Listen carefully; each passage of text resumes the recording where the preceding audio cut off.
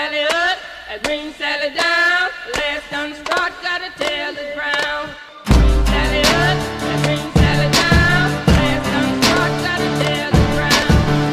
Sally up, and bring Sally down. Last done start, gotta tell the ground. Sally up, and bring Sally down. Last done start, gotta tell the ground. Sally up, and bring Sally down. Last done start, gotta tell the ground. Sally up, and bring Sally down. Last done start, gotta tell the ground. Oh, Miss Lucy's dead and gone. Left me here to weep and moan.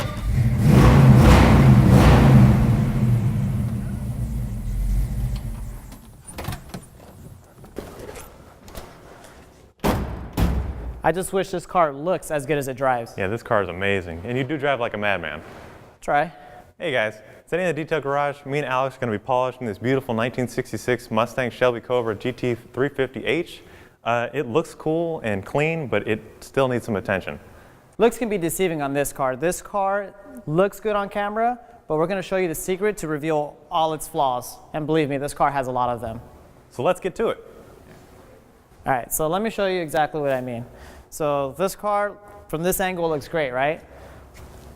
But you know what? Reveals everything? Sunlight. And technically we don't have sunlight, but we have a halogen light, which is warm light.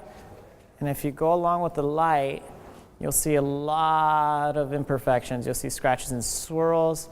And I'm seeing a lot of holograms, a lot of watermarks. Look at that. See what I mean by all those holograms? Just going along. Look at that right there. You see a huge line going up and down.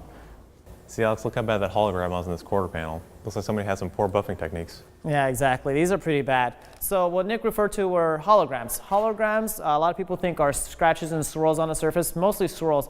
Technically, they're not. Holograms is more of a technical term, and they're usually caused by improper buffing techniques. And for example, these holograms here, they can only be revealed from certain angles, from certain light sources. So let's check out how bad the hologramming is on this car.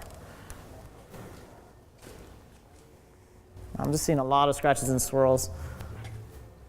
Oh, look at this part right here. You can tell someone got a rag, something very abrasive, improper washing techniques, and just kind of rubbed up against it. See, and that's why it's called hologramming, because if you move with it, it kind of moves along with you. Yeah. So it just kind of dances around. It's just a set of swirls that are just in a certain pattern. Like I said, it can only be revealed once you give it some warm light like this one, like this halogen. Yeah, it has a lot of, and the hood has a lot of tiger striping. Look at this marring right here. Marring and burns, yeah. And a lot of scratches, big scratches. Look at this area right here. So how do you think that's caused? Of course, when you pull that pin out of the hood. Exactly. So a lot of people don't know that you have to push down on this and then pull the pin out. A lot of people, especially at shows, they just pull the pin out and they just scratch it. So I bet you that's how that was done right there. Because the other side doesn't happen, so yeah. So yeah, and look, it even has tiger striping in the middle. So of course, that's when you use a very abrasive compound on the surface of the vehicle and you polish and you get that tiger striping. See it starting from the top going all the way to the bottom. Yeah, so looks like we're gonna have to cut into it with a little bit of compound, maybe do a nice final polish afterwards. Oh, yeah. But in order for us to correct this car, we'll probably have to spend a few hours correcting it. Yeah, we got our work cut out for us. Yeah, sounds fun. Let's get to it. That's it.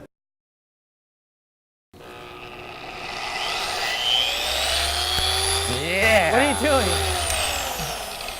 I was gonna start polishing over here. Yeah, that'd be nice, but you gotta clay first. Ah, right. Here. I don't know how forgetful you are. Hey, thanks, Alex. Sometimes it made me wonder. In case you guys are wondering, we're using a light grit clay bar. This is a light blue one.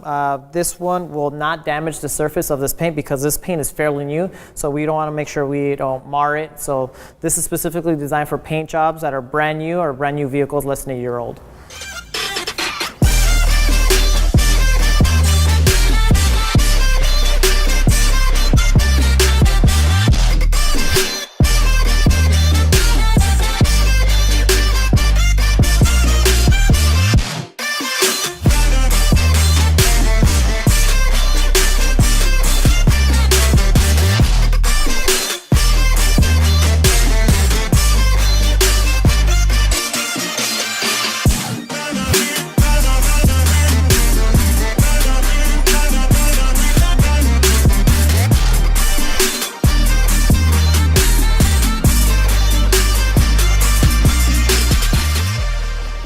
I just finished doing a test spot on this trunk, and I decided to use the white pads and our lowest abrasive compounds. The owner told me this vehicle was recently repainted, so I have to be aware that this clear coat is softer than most. So I decided to go with a V38 and a white pad and a V36 and a white pad. And based off of the results that I got, V36 got me the results I wanted. It looks like I can do a one-step paint correction using this. I got a lot of the deeper scratches and swirls off, and because I did use a white pad, it finished off like a nice fine polish. So it looks like that's the winning combination. V38, although I did give it a nice glossier effect, but it still had a lot of those scratches and swirls left in, so it didn't have enough cutting power with V38. So I needed a little bit of that grit from V36 in order for me to get the proper results I wanted.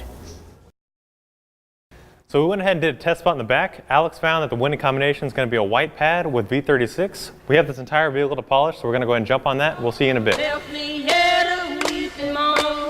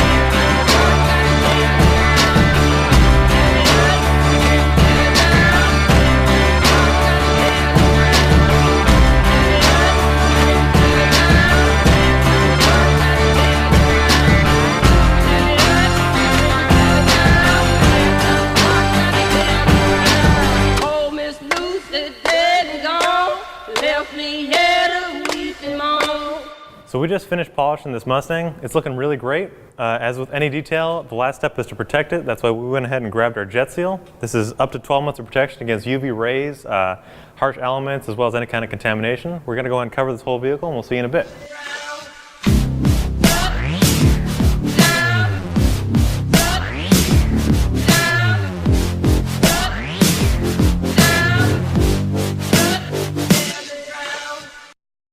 So our detail is almost completed, and now it's time for us to buff off the jet seal. We let jet seal sit on for the surface for 20 minutes so it can properly bond on.